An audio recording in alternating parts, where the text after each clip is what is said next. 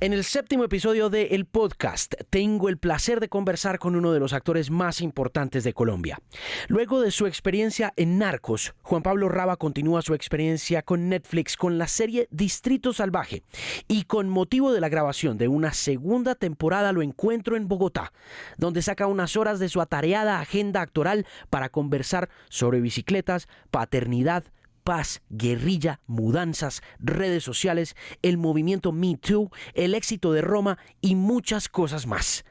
Uno de los más cotizados actores de Hollywood es Juan Pablo Rava y es mi invitado muy especial al séptimo episodio de El Podcast por Canal 13. ¿A qué hora llegó hoy? 4:30 de la mañana. ¿De dónde venía? De Los Ángeles. Solo por ti, baby. Sí. Solo por ti.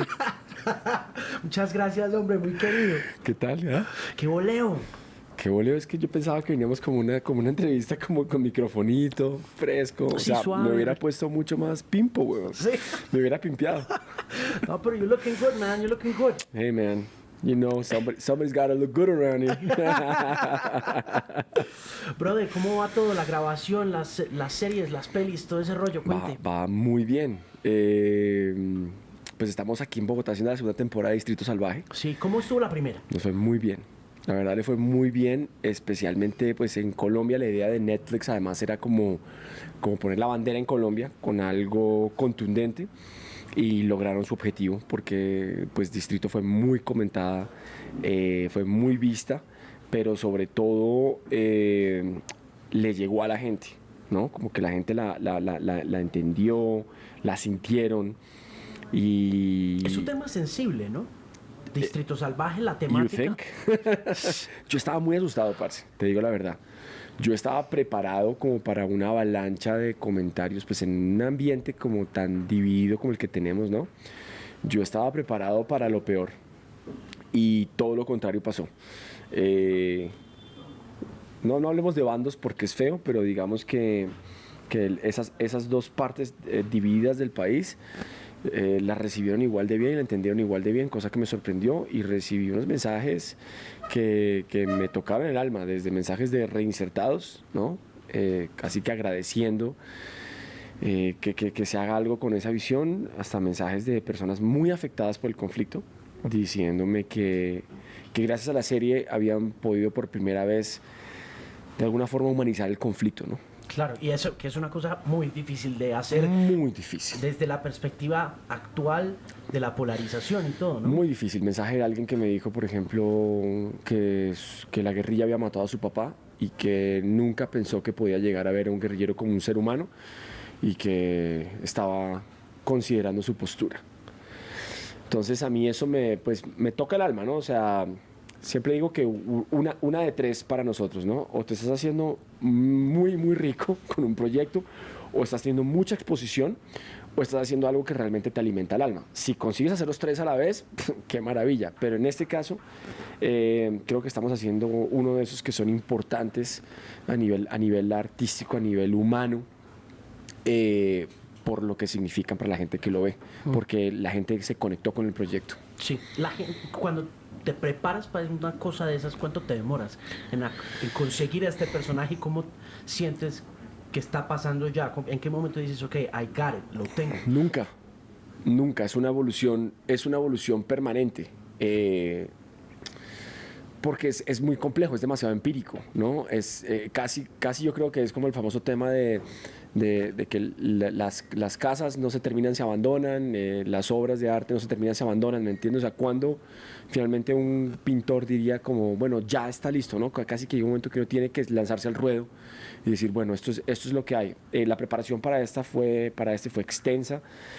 Siempre hay como dos partes, ¿no? La parte pues emocional, todo el trabajo interno, y la parte exterior, ¿no? El de cómo habla, cómo se mueve, lo que tú ves, ¿no? Lo que ves y lo que no ves. En este caso...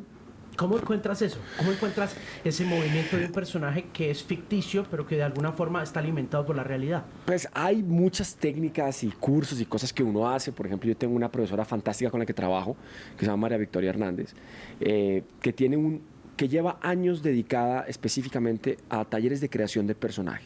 Entonces ella tiene un sistema muy específico y con ella trabajé este personaje en particular.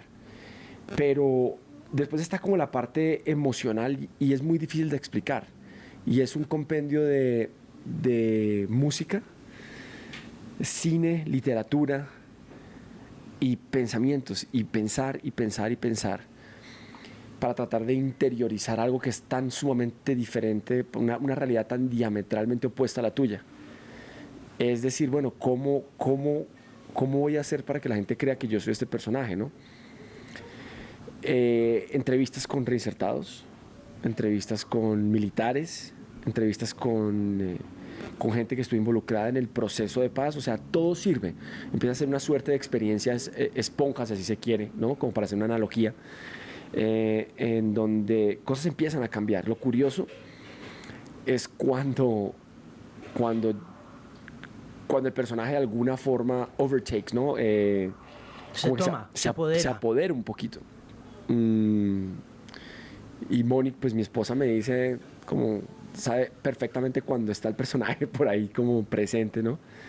¿Y pasa en esa instancia familiar que se puede apoderar o cómo te deshaces de él al final del día? Poco sí, ¿sabes? Con este además se dio una particularidad y es que yo terminé Distrito y me regresé a Canadá. La primera temporada me regresé a Canadá. Se canceló una serie que iba a hacer, entonces me quedé a esperar a que naciera Josefina, literalmente. Tuvimos una oferta de trabajo otra vez en Canadá y preferí esperar y pasar tiempo con Josefina, con Mónica, ¿no? Como estar. Y realmente, entre cosas y otras, pues no hice ningún otro personaje hasta ahora que volví a hacer Distrito. Y cuando llegué al set el primer día me di cuenta que nunca se había ido. El personaje estaba ahí, ¿no? Normalmente la forma más fácil de echar un personaje es con otro. Empiezas a trabajar en otro, o bueno, haces ejercicio, haces cosas, pero este como que no lo quise soltar. ¿Por qué no? Tal vez porque sabía que lo iba, porque venía a hacerlo otra vez, porque el proceso de armarlo fue muy complejo, porque me gusta, porque lo quiero un montón, porque me conmueve mucho también. Tal vez porque no necesité sacarlo realmente, tal vez porque no necesité que se fuera del todo. Y parece que estamos hablando de cosas muy locas, ¿no? Pero es un proceso difícil de explicar realmente. Sí, desde la música, cuando lo preparas musicalmente, ¿qué buscas o qué encuentras ahí? Muy importante, para mí es muy importante, pues porque pues nosotros que vibramos tanto con la música y que nos hace sentir tantas cosas, hay ciertas canciones o ciertos grupos, ciertas cosas que hacen que uno vibre con el personaje. Y a veces no tiene por qué ser un género musical específico, ¿no? Que se parezca. O sea, a lo que voy es que no es que pienso, bueno, ¿qué tipo de música oiría este personaje?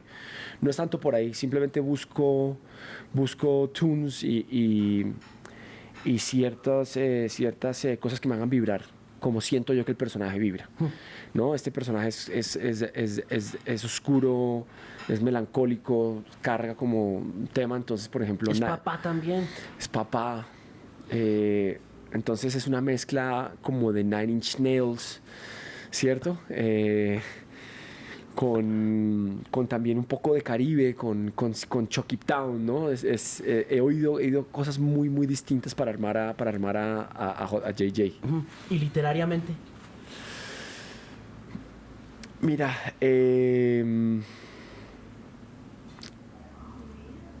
mucha realidad social, noticias, ¿sabes?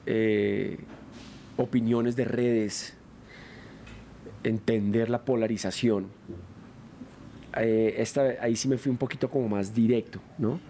Más explícito. Más explícito. Hay un libro que usé para esto que se llama Evil, que es como analizando la raíz del mal. En fin, como te digo, son cositas. Sí. Son cositas por aquí, cositas por allá. Cuadros, ¿no? La serie negra de Goya, por ejemplo.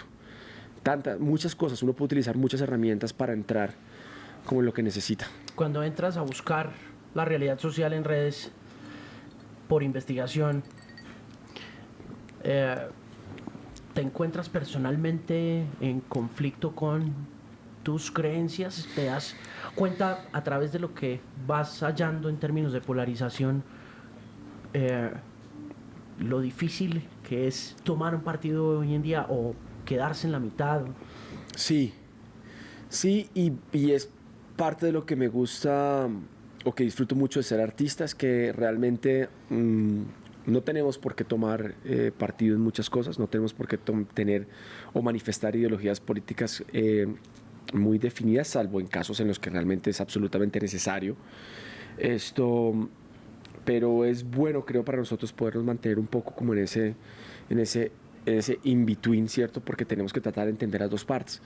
Yo tengo una idea muy, muy personal, muy radical sobre lo que pienso o siento de la guerrilla como tal y lo que le ha hecho al país, pero tienes que dejarla un poco de lado para poder hacer el personaje simplemente, porque el personaje, si a ver, vamos, no tiene la culpa de lo que tú pienses. Y tienes que tratar de realmente entenderlo, tienes que tratar de vivir su realidad, y para poder vivir la realidad pues tienes que en la medida de lo posible no juzgarlo. Claro. Entonces hay que como que quitarse del vaso, ¿no? Que ya tienes como toda esa alimentación de tantos años de noticias tan macabras además, ¿no? Tan fuertes, y decir, bueno, ¿cómo hago para contar la historia de este individuo? No quiero contar la historia ni de la guerrilla, ni voy a hablar de los líderes, ni de las marramucias, bueno, realmente sí, porque sí hablamos en la serie también de los actos delictivos como tal. Pero lo bueno es que como no fue una historia, como no es una historia sobre el conflicto como tal, es la historia de una persona, utilizamos el marco del conflicto para nutrir esa historia, y eso también lo hizo más fácil. Cuando te bajas del avión, ¿qué haces? Te bajas después de un viaje de no sé cuántas horas. ¿Cuánto es LA y Bogotá? Son 6 horas y media.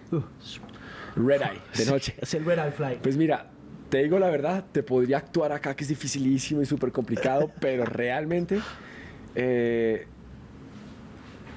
viajar para mí es como parte de la vida, y yo me siento en el avión y me quedo dormido.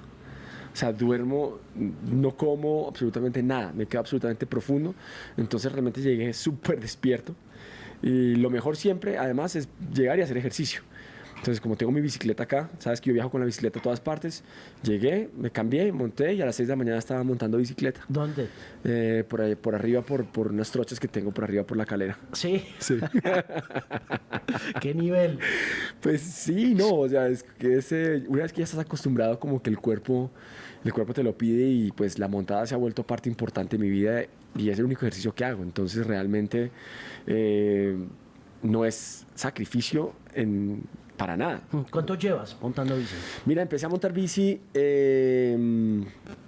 justo antes del nacimiento de Joaquín, o sea, hace 6 años. Hace 6 años, 6 años llevo montando bici, y se ha vuelto, pues te diría que es un vicio, pero el vicio se interpreta como algo negativo, entonces pues sería que como una afición muy fuerte. ¿Por qué? Mira, empecé con el tema de la bici porque hacía CrossFit. Y cuando yo empecé a hacer CrossFit, estaba como arrancando ¿no? La fiebre, y uno no calentaba bien, ni estiraba bien, ni tenía forma, y me empecé a lastimar la espalda. Y mi mejor amigo, que es un arquitecto que se llama Ricardo Jiménez, siempre me decía como, man, deje de estar ahí para que lo griten toda esa mano de gringos, porque son todo como ex-military, ¿no? Todos son como super driven. Dice, vengas a montar bicicleta con nosotros los fines de semana. Y yo, no, que va, los fines de semana son los mejores entrenamientos de CrossFit. Hasta que ya me fregué la espalda, y un día le dije, bueno, listo, camine, lo acompañé a montar bici.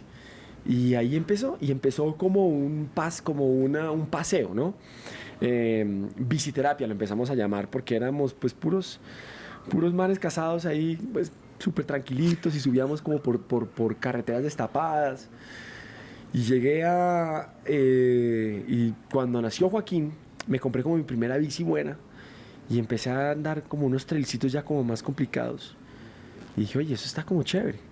Y después acepté un proyecto, antes de mudarme a Estados Unidos, yo acepté un proyecto en Venezuela que se filmaba entre Caracas y Miami. Y ahí conocí un parche de ciclistas endureros, que es como la disciplina que yo practico. Y entonces dije, bueno, vamos a ver cómo es este tema. Me caí tantas veces tengo tantas cicatrices de esos primeros 2 meses de tratar de entender lo que era el enduro, pero me fue gustando y gustando y gustando hasta que pues hoy en día, como te digo, se ha convertido en mi carrera alterna. Soy ciclista aficionado, sponsoreado, tengo sponsors. No te creo. Monto para marcas y se ha vuelto muy importante en mi vida y me ha servido en mi evolución humana tremendamente. Porque, por ejemplo, en mi parte laboral me ayuda muchísimo porque, pues, yo creo que tal vez a ti también te pasa, ¿no? Y es que nuestra profesión es tan apasionante, Total. tan diferente, tan movida, que se vuelve como una suerte de hobby, ¿cierto? Y realmente eso trae una serie de complicaciones. Yo creo que uno tiene que encontrar en la vida algo que le guste más que su trabajo. Total. Eso es súper importante y es muy difícil de hacer muy difícil. cuando lo que a uno le gusta le apasiona Es muy también. difícil. Cuando lo que le apasiona a uno se le vuelve el oficio. Entonces conozco mucha gente en mi medio que la pasa muy mal si no está trabajando. Muy mal. Porque claro, como no están haciendo ni su trabajo, ni su pasión, ni su hobby, cuando están trabajando se sienten que no hay vida. Se sienten que la gente los olvida, se sienten que no son productivos, que no tienen valor y la pasan muy mal. Pero tengo amigos muy exitosos que no sabes lo mal que la pasan. Pero es curioso que hayas salido del CrossFit, que tiende a ser tan rudo, a una cosa aún más ruda como el enduro. Es que esa vaina... El enduro es duro. Usted se cae. Usted se cae y se totea más que lo que se venía dañando la espalda en CrossFit, ¿o no? Pues... no sé. It's funny, man. Es muy chistoso cómo funciona un poco el cerebro humano, ¿no? Es curioso porque también pasa que uno pensaría que tal vez la paternidad va a ser también que uno se tome las cosas más suave. O que ayuden a equilibrar esa ansiedad producida por de pronto las pausas actorales y ese rollo. Pero después pienso y digo, bueno, pero ¿qué es lo que finalmente le quiero enseñar a mi hijo, ¿no? O sea, ¿qué es lo que él está viendo? No, hijo, es que tú naciste, entonces ahora ya mejor dejo de hacer ciertas cosas y lo que me apasiona lo hago a la mitad. No sé si es el mensaje que quiero mandar.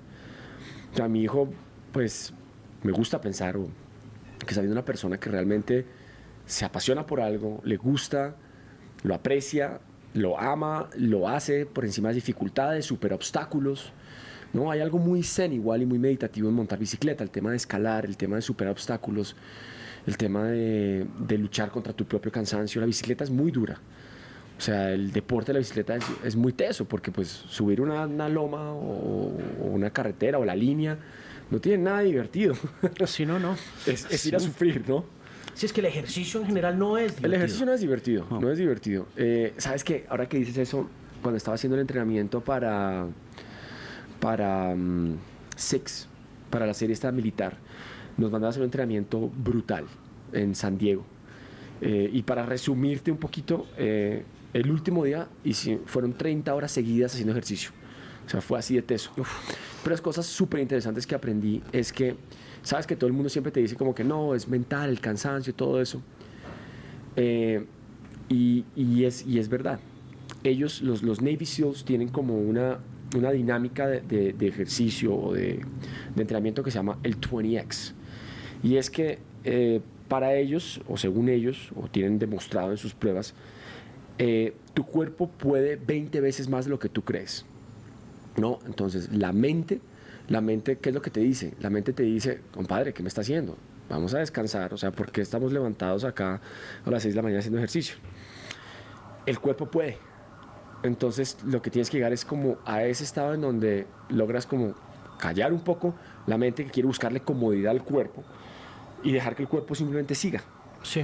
Y un poquito de eso es la bicicleta. La bicicleta, o sea, tú desde que te montas a los 5 minutos ya te quieres ir a devolver. La cabeza te dice como, bro, let's go, dude. Sí. Take me back. Total.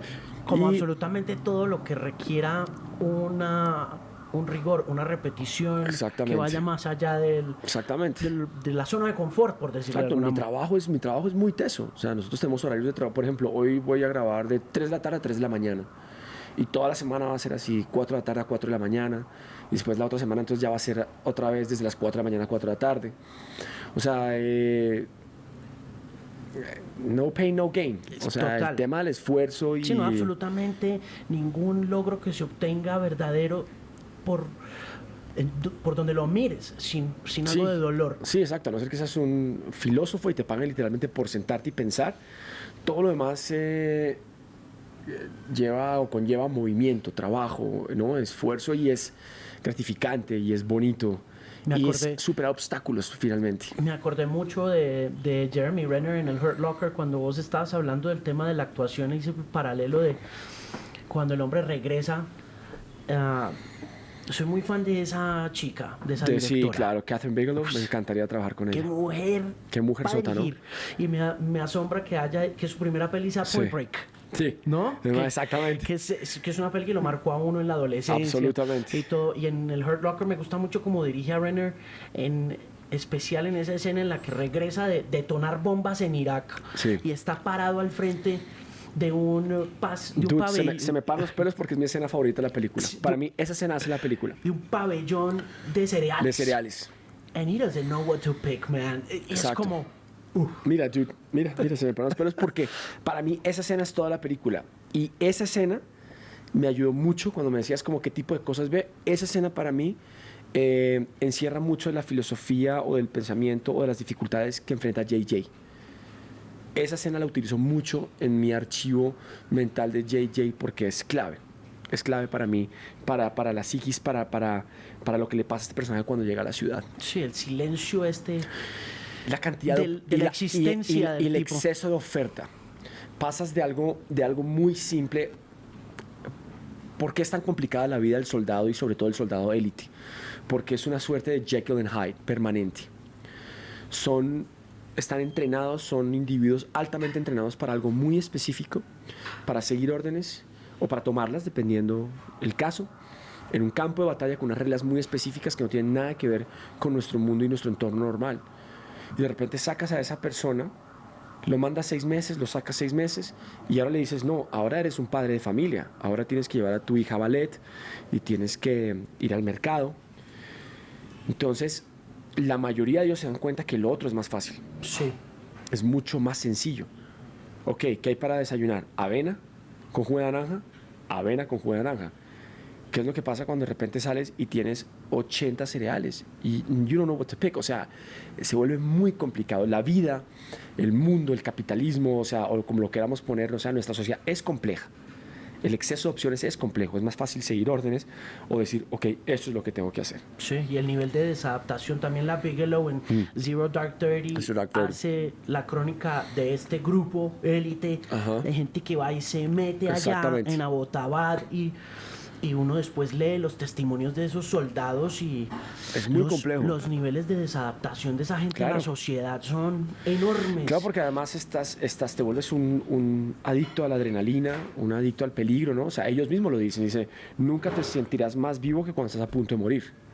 Y tal vez un poco la bicicleta tiene eso también, ¿no? Es esa sensación de, ok, esto es peligroso, pero lo puedo hacer, puedo, uy, lo hice, ¿no? Ese permanente triunfo, conquista del ser humano, es una sensación muy primitiva, es very primal, ¿no? Sí. Es esa Casi ansia animal, de ¿no? es muy animal, es muy animal. Es instinto, es selección Exacto. natural. Y nuestro trabajo va mucho en eso también, el crear los personajes. Yo no sé si alguien pueda específicamente como decir como no, este es exactamente lo que yo hago. Hay una parte muy, ¿cómo te diría? Hay una parte muy consciente y hay una parte completamente inconsciente a la hora de crear un personaje. De repente pensaste y de repente, ¡pum!, empezaste a caminar de una forma diferente, empezaste a hablar de una forma, o sea, es muy, muy interesante.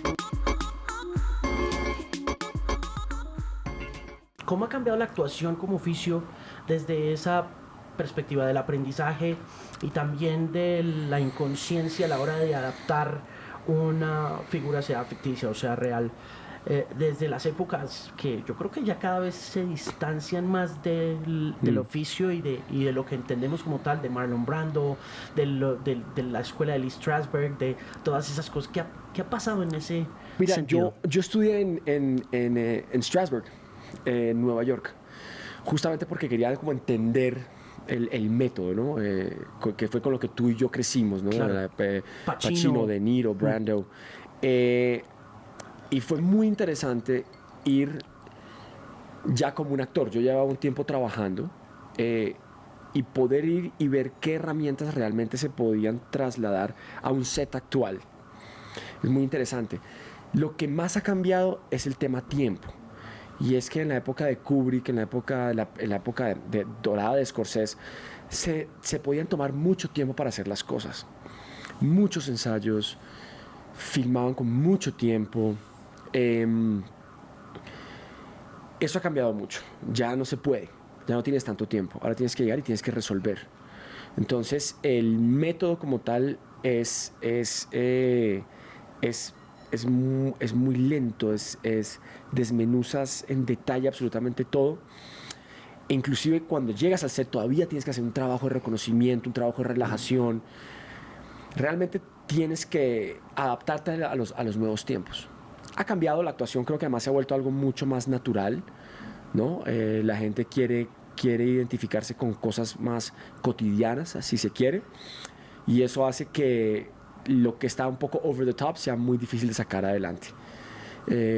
Yo creo que es eso, pero creo que igual el proceso sigue siendo muy similar a la hora de trabajar, a la hora de crear los personajes, y cada uno tiene que ir como adaptándolo a sus propios conocimientos, capacidades. Un tipo como Brad Pitt, que para mí es un actor maravilloso, que nunca pasó por una escuela, pero que tiene un rigor increíble a la hora de crear los personajes. Está la parte de talento también, y es que no todo el que quiera puede, ¿no? Hay un tema de talento que sencillamente está o no está, que puedes trabajar y puedes, digamos que a través del oficio y la disciplina, hacerte bueno si quiere, pero definitivamente hay algo ahí que tienen algunos. Y ahí, ¿cómo ves a Hollywood? ¿Dónde ves a Hollywood ahora? Hace 6 años, cuando hicimos el podcast, estábamos apenas hablando de tu entrada a Netflix con lo de Narcos. Sí. Ya han pasado 6 años, ya han pasado un montón de cosas. ¿Cómo ves ese ambiente? Lo primero que hice con Hollywood, si se quiere, fue Los 33. La película con Antonio Chile. Banderas, Lou Diamond Phillips, pues fue mitad acá y mitad en Chile. Y en esa película trabajó alguien con quien yo siempre había querido trabajar. Uno de mis grandes ídolos, que es Juliette Binoche. Ok. Y tuve la fortuna más de ser su hermano. Yo empecé a filmar antes que ella. Entonces yo pues ya había pasado por mi etapa de nervios, de todo, ¿no? En Colombia. Y es que aparte lo difícil para mí, para el entorno de los mineros. Y en Chile filmamos todo el exterior de la mina. Y llegué a Chile a filmar y me monté en una van con Juliette Binoche. Y era como... Y me mira y con cara de miedo me dice, ¿no estás muy nervioso? Y le digo, no, pero debería. Y dice, claro, es que tú ya empezaste, pero yo estoy muy nerviosa. Estoy súper nerviosa. Y digo, wow. Finalmente es un negocio de personas. A todos nos pasa lo mismo. Todos nos asustamos. Todos somos seres humanos. Entonces me ayudó mucho a desmitificar Hollywood. Hollywood lo que sí te hace aprender un poco como a los totazos es la parte del business and show business. Y es que es un negocio y es un negocio gigante, Y rudo. duro,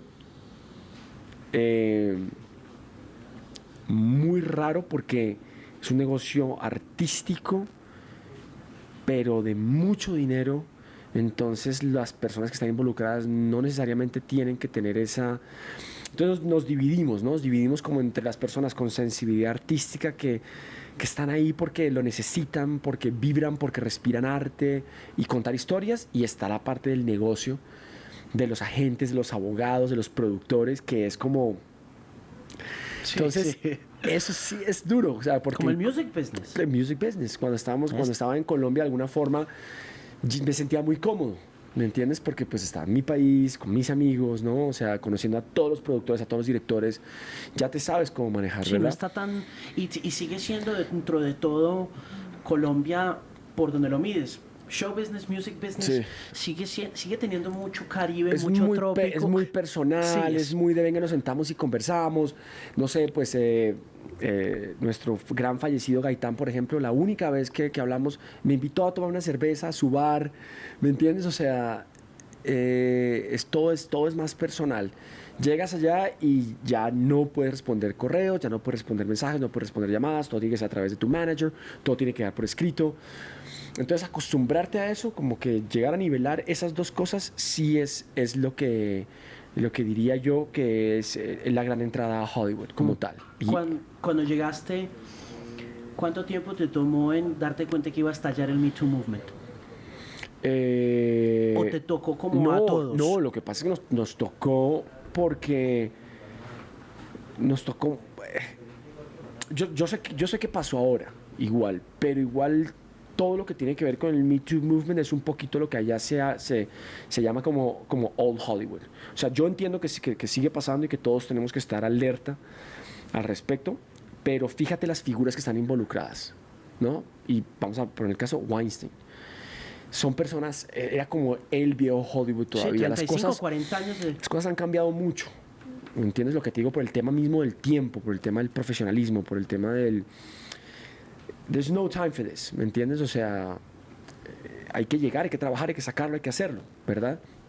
Antes había más fiestas, había mucho más como smooshing, o sea, era el Hollywood, el glamour, ¿no? Que había antes. Hoy en día es mucho más trabajo, se ha vuelto un poco más oficina, si se quiere.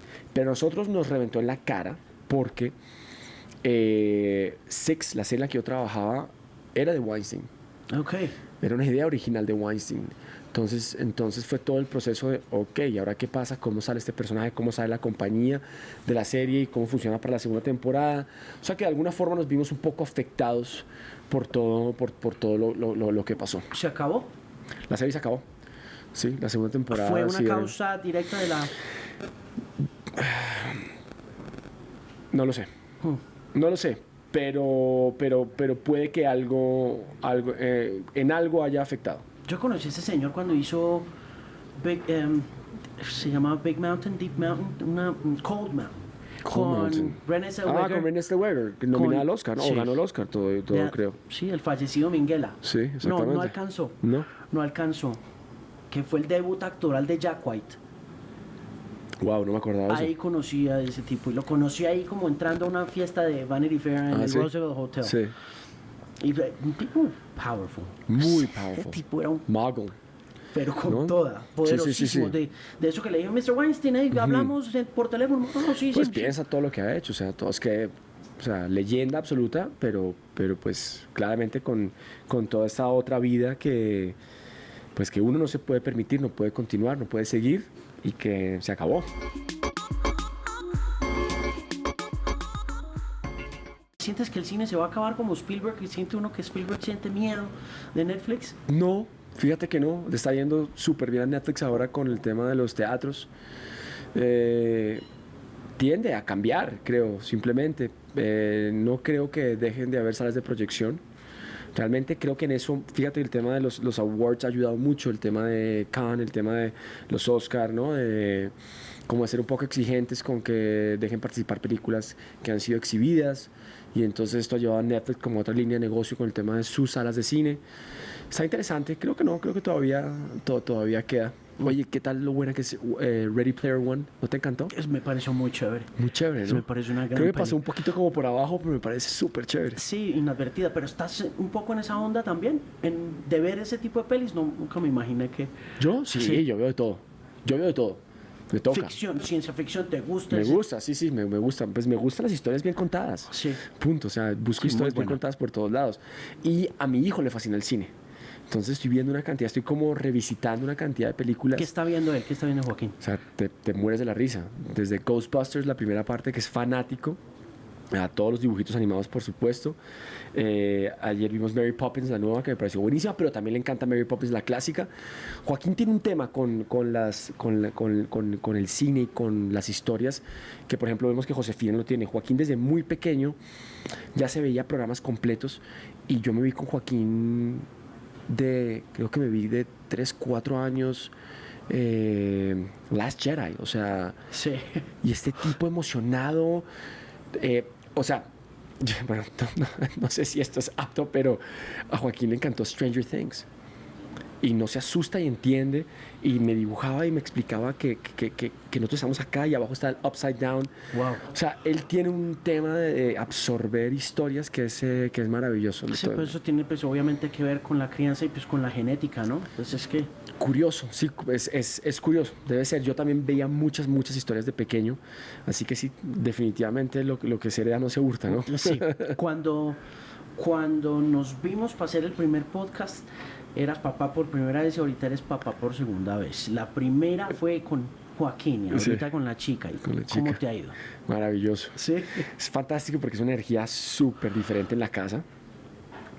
Esta niña me mira y se derrite, y se ríe, y hace así, se contorsiona, y yo soy como, no puedo creer. Muy interesante la dinámica entre ellos, entre hermanos, ¿no? Llegar a que Joaquín ahora también sea hermano, como darle ese regalo a ellos. Es muy chévere también. ¿Sientes que han cambiado los niños o no? ¿En qué sentido? En el sentido, por ejemplo, de tu crianza. ¿Vos tenés hermanos o no? Yo tengo hermanos, sí. Ok. Hermanos, hermanastros, tengo como de todo. Sí. Mira, yo creo que niños son niños. Yo creo que hay mucha información, no necesariamente buena siempre. Yo siempre digo que hay una horda permanente de profesionales de la educación, ¿no? Que salen y que tienen 1000 teorías y cosas, y que uno tiene que como que tranquilizarse un poco con todo lo que hay, ¿no? Mira, cuando iban a ser Joaquín, yo me preparé, o sea, literalmente me lo tomé como, este es mi trabajo, me leí todos los libros, me vi todos los documentales, todas las películas, dije, o sea, voy a ser un ser humano excepcional, porque de alguna forma sentí que eran como plastilina, que tú agarras y los armabas. A la semana de Joaquín le dije a Mónica, estaba absolutamente equivocado. Uno lo único que hace es como estar ahí, set boundaries, ¿no? Sí, fijar unos límites.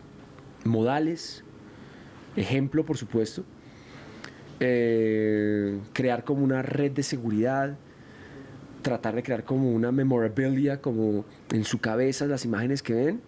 Pequeños recuerdos y momentos. Más allá de eso, No yo puede. le vi la personalidad a Joaquín y es el mismo que era cuando tenía una semana. Entonces, si los niños han cambiado, no, los niños son los niños. Cambiamos nosotros, cambia el mundo. Hay mucha información, muchas herramientas, otras cosas, ¿no? O sea, cuando la gente dice, no, en mi época no había tablets. Sí, obvio, en tu época no había tablets, simplemente no había tablets. Y tú tampoco tenías teléfono y estás hablando por teléfono. Entonces, hay que simplemente tener los ojos abiertos para tratar de hacer lo mejor posible, pero...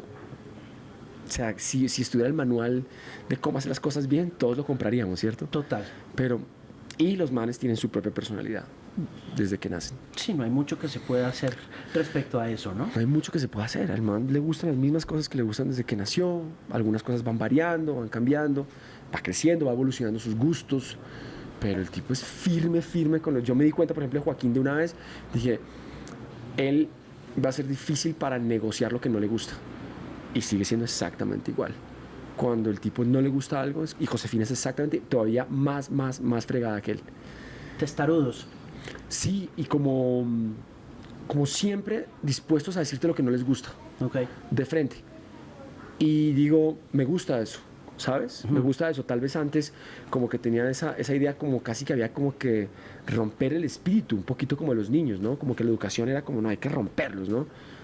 No. ¿Cómo les enseñas de todas maneras que es algo que me parece a mí bien difícil de enseñarle al niño hoy en día desde mi perspectiva con Silvana, y es cómo enseñarles a aceptar el rechazo sin que se desmoronen? Porque también el hecho de que se críen en esquemas familiares, primero muy sólidos, que tengamos súper claras unas cosas y otras no tanto, pero que dentro de esas cosas que tenemos claras podamos sentar unas bases de seguridad, de autoconfianza que pueden llegar a desmoronarse muy rápido cuando tienes el mundo a tu alrededor. ¿Qué le dices a un niño cuando le dicen que no en alguna otra parte que no es la casa? Simplemente como estar ahí, yo creo que no puedes hacer mucho más, ¿no? La vida es una experiencia única e irreemplazable y cada uno lo lleva como puede. Fíjate que todavía hoy en día, 40 años y estamos como un poquito en las mismas, ¿no? Sí. Y es que uno nunca deja de aprender. Y hay cosas que uno puede hacer por ellos, puede hacer que sea un trago menos amargo tal vez. No sé, a veces simplemente es como, hey, lo que pase afuera, pero aquí estamos nosotros, aquí está tu red de seguridad y sabes que siempre puedes venir acá. Y se han creado en redes sociales, ¿no? ¿Qué más haces, no? Oye, se han creado en redes sociales, así como in front of the whole world. Sí, no, fíjate que igual es muy divertido porque yo siempre le hago esta misma pregunta. La gente, no sé, critica como, no, es que estás mostrando todo de tus hijos. Ok, ¿en qué colegio estudia, amigo? ¿Cómo se llama su mejor amigo? ¿Cuál es su comida favorita?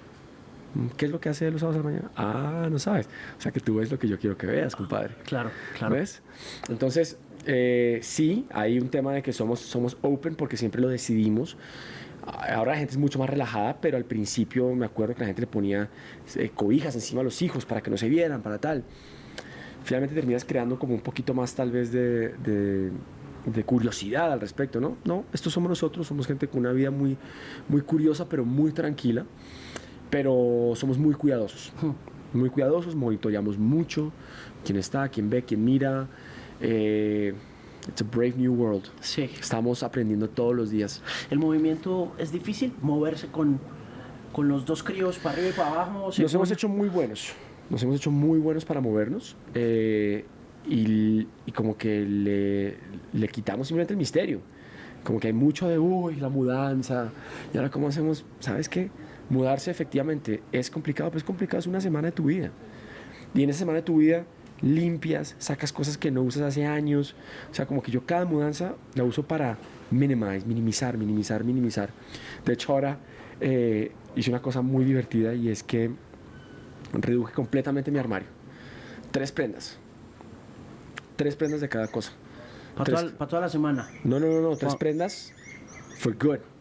O sea, 3 prendas, 3 camisetas, 3 jeans, 3 pantalones. Perfecto. 3 trajes, 3 chaquetas, 3 zapatos, 3 tenis, ¿me entiendes? O sea, lo reduje exactamente a lo que necesito. Eso es muy chévere. Me pareció súper chévere porque es ir quitándote peso. Y es como realmente, oye, necesitas esto. O sea, realmente necesitas, te vas llenando una cantidad de cosas y de recuerdos. Entonces, como mira, ten un baúl de recuerdos. Sí. Pero ten solo un baulito de recuerdos, ¿me entiendes? Porque no necesitas más. Y a mí me ayudan muchas mudanzas para eso. Yo cada mudanza es como salir de más cosas. Y por supuesto, tenemos una casa armada completamente, pero no le metemos misterio. Si tenemos que irnos, nos vamos. O sea, yo tengo 42 años, he vivido en 44 casas. Y me voy y empaco. ¿Has hecho la cuenta cierro. del número de casas en las que has estado desde que nací? 44. Hijo de madre, qué montón de casas. Qué montón de casas, ¿no?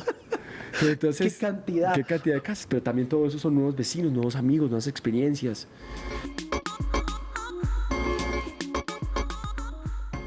¿Por qué los mexicanos han cogido tanto poder en Hollywood? ¿Qué tienen Cuarón, del Toro, González Iñárritu? Pero tiene un talento impresionante, es gente muy, muy talentosa, sin duda.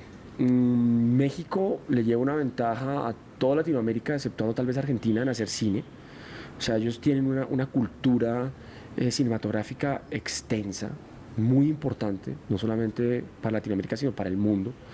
Entonces, pues, no hay de otra a nivel de producción, o sea, nadie produce más televisión que ellos en Latinoamérica. Ellos son grandes, son fuertes. La influencia mexicana en Estados Unidos es muy grande también. O sea, ellos son el pueblo hispano con más representación en Estados Unidos, son ellos. O sea, no hay de otra. ¿No sientes un poco político el tema? A veces me da la impresión, a mí lo veo yo, por todo lo que ha pasado con Trump, por lo que ha pasado con Sin Vicente, duda, ¿no? creo que hay un poco de eso. Pero si fuera solo político y no hubiera talento atrás, creo que podríamos todos como sentirnos un poquito más molestos, sentir rechazo. Claro. Pero hay mucho talento, las pelis son muy buenas. Es que realmente las pelis que han ganado son muy buenas. Ahora, que lleven, ¿cuántos llevan seguidos? 4 o 5, o sea, es impresionante. Sí, es una O cosa sea, sin brutal. precedentes. Ahora, a mí todas las que han ganado me han parecido unos peliculones, me han parecido fantásticas. Me hubiera gustado, ¿sabes qué? Me hubiera gustado que le dieran un espacio a Pájaros de Verano, sin embargo, ¿me entiendes? Que no hubieran nominado a Roma en las 2 categorías, ¿sabes? Y que le hubieran abierto un espacio como a otras. ¿Crees Entonces, que ese espacio no existe ahí porque de pronto la tradición de México y su cercanía a los Estados Unidos desde todo sentido, migratorio, cultural, cinematográfico, se debe a que esa cercanía produce un poco ese mingling, ese relacionamiento público que finalmente siempre se especula que hace parte de toda premiación? pues creo que sí, porque siempre hay un componente político sin duda y lo vemos, o sea, in your face en cualquier premiación, pero como te digo, no podemos descartar el tema talento y el tema de que llevan mucho tiempo trabajándole y que además han conseguido productos, han conseguido exportar su propio nacionalismo, patriotismo, como se quiera ver. Porque lo interesante de esos directores es que todos han sido formados en esa escuela y que un tipo como Cuarón venga a hacer Gravity, algo como tan sumamente American, Sí, sí. ¿no? Sandra Bullock, George Clooney, ¿no? NASA Space, hacerte Roma. Es como, wow. Sí, total. Es increíble. Entonces, eso me gusta. Como que estoy tomando estas herramientas, pero mira lo que estoy haciendo, ¿verdad?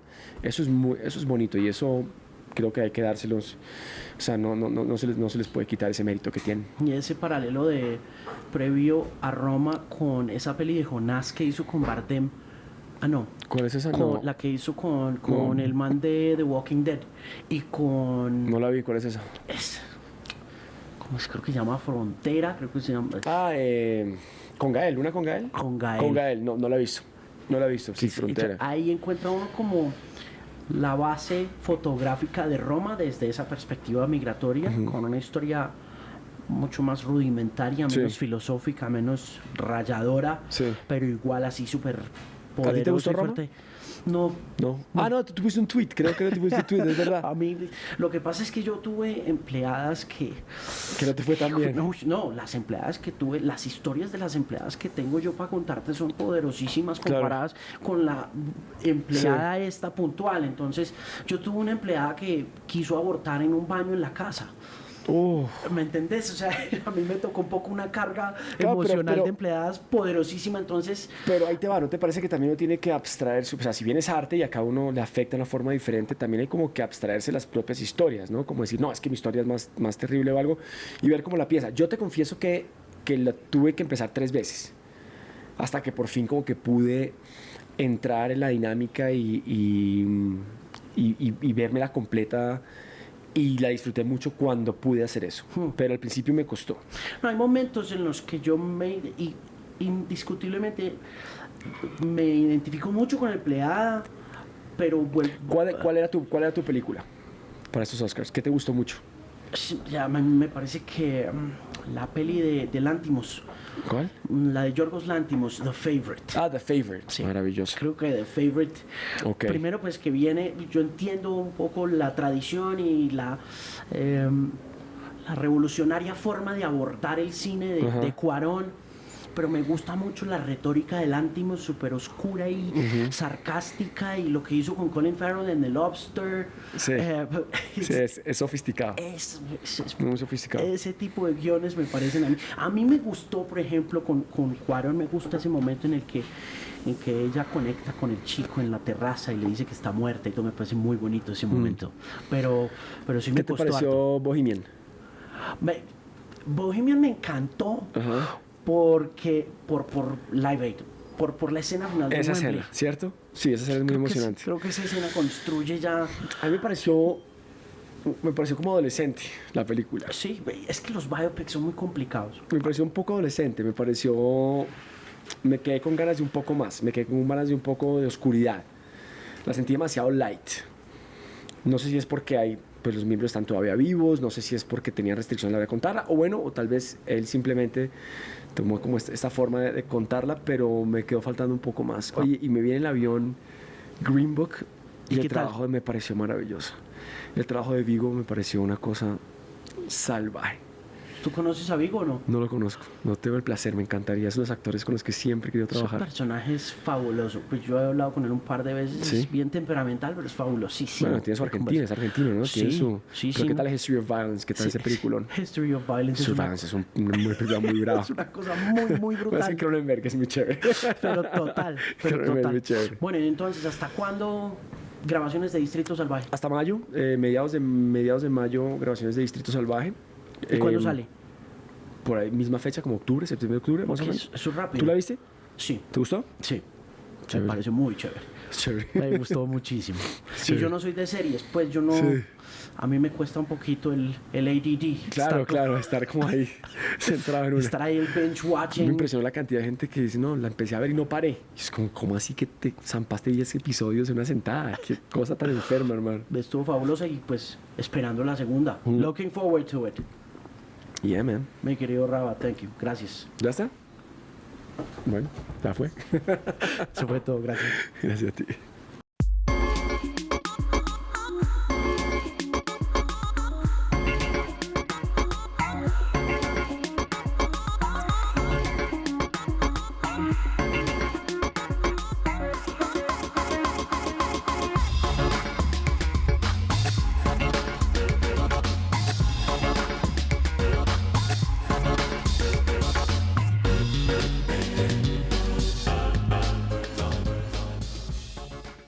Este programa fue financiado a través de los recursos del Fondo para el Desarrollo de la Televisión y los Contenidos de la Autoridad Nacional de Televisión.